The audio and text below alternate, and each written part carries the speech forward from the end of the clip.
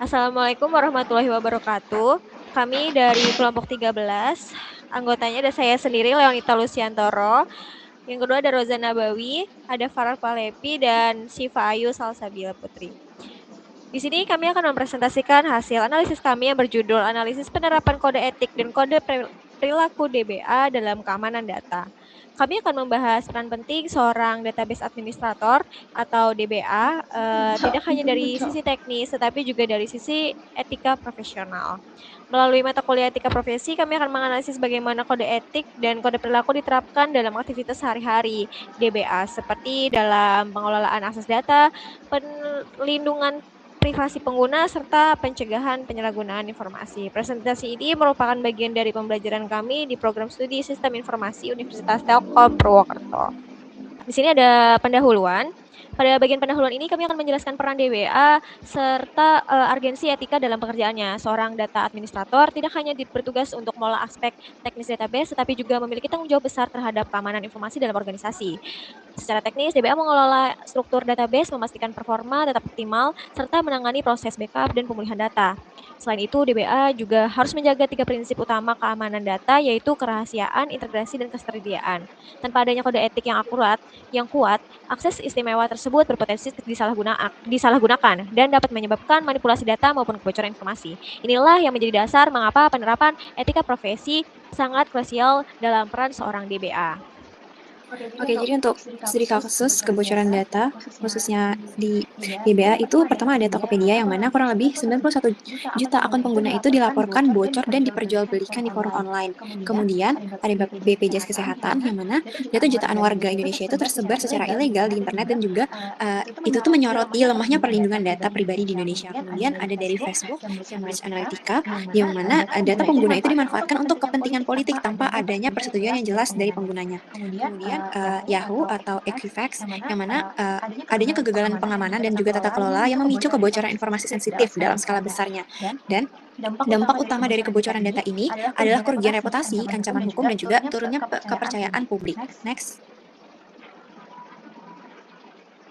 Kemudian kode etik database administrator ini ada 6 ya, yang mana pertama itu integrasi data. Integrasi data itu mengelola data secara jujur, akurat, dan juga tidak menyalahgunakan data yang ada. Kemudian adanya kerahasiaan pengguna, yang mana kerahasiaan pengguna itu dilindungi data pribadinya dari akses, salinan, dan juga distribusi yang tidak sah. Kemudian tanggung jawab sistem, yang mana itu menjamin kontrol keamanan, monitoring, dan juga kesiapan pemulihan. Selanjutnya itu ada kepatuhan regulasi. Kepatuhan regulasi ini mematuhi Undang-Undang PDP, standar profesi, dan juga kebijakan organisasi. Kemudian itu ada profesionalisme yang mana menjaga kompetensi, disiplin, dan juga kualitas kerja secara berkelanjutan. Kemudian yang terakhir ini ada proteksi ancaman, yang mana ini sangat proaktif terhadap celah, serangan, dan juga resiko keamanan yang baru. Nah, etika di sini tuh menjadi pagar sebelum pelanggaran teknis ini terjadi. Kalau tadi kita sudah bahas kode etik sebagai prinsip dasar, di slide ini kita masuk ke kode perilaku, yaitu bagaimana etika itu diterapkan dalam pekerjaan sehari-hari. Sebagai DBA, kita tidak boleh sembarangan mengakses data tanpa izin, apalagi membagikan data sensitif ke pihak lain. Semua akses yang kita gunakan harus benar-benar untuk kebutuhan pekerjaan. Selain itu, kita juga harus menjaga keamanan sistem, misalnya dengan melakukan backup secara rutin, menggunakan enkripsi, dan memastikan sistem selalu diperbaharui.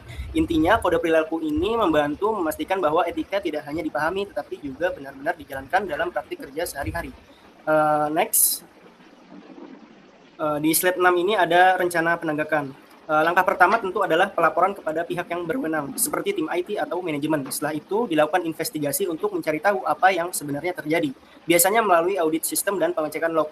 Jika terbukti ada pelanggaran, maka akan diberikan sanksi sesuai tingkat kesalahannya, mulai dari teguran hingga tindakan hukum.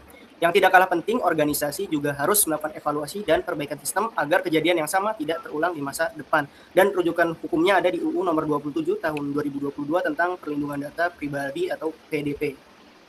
Oke, selanjutnya untuk slide nomor 7 kita akan membahas mengenai analisis dampak penerapan kode etik.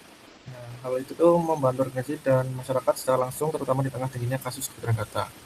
Kemudian analisis dampak penerapan kode etik kenapa penting? Karena kode etik memberi arah bagi database administrator untuk bertindak profesional, aman, dan patuh regulasi saat pengelolaan data sensitif. Kemudian ketika etika, kontrol teknis, dan evaluasi berkelanjutan dapat pertahanan yang lebih kuat, yaitu database administrator dapat terlindungi seperti itu. Kemudian hasil dari analisis dampak penerapan kode etik ini, yang pertama ada keamanan meningkat, yaitu risiko penyalahgunaan akses dan kebocoran data dapat ditekan. Kemudian kepercayaan publik. Jadi layanan digital terasa lebih aman bagi pengguna dan mitra. Dan yang ketiga ada patuh regulasi. Organisasi lebih siap memenuhi UU PDP dan kebijakan internal. Kemudian yang terakhir ada ekosistem digital sehat, yaitu reputasi perusahaan dan berkelanjutan layanan lebih terjaga. Lanjut untuk terakhir.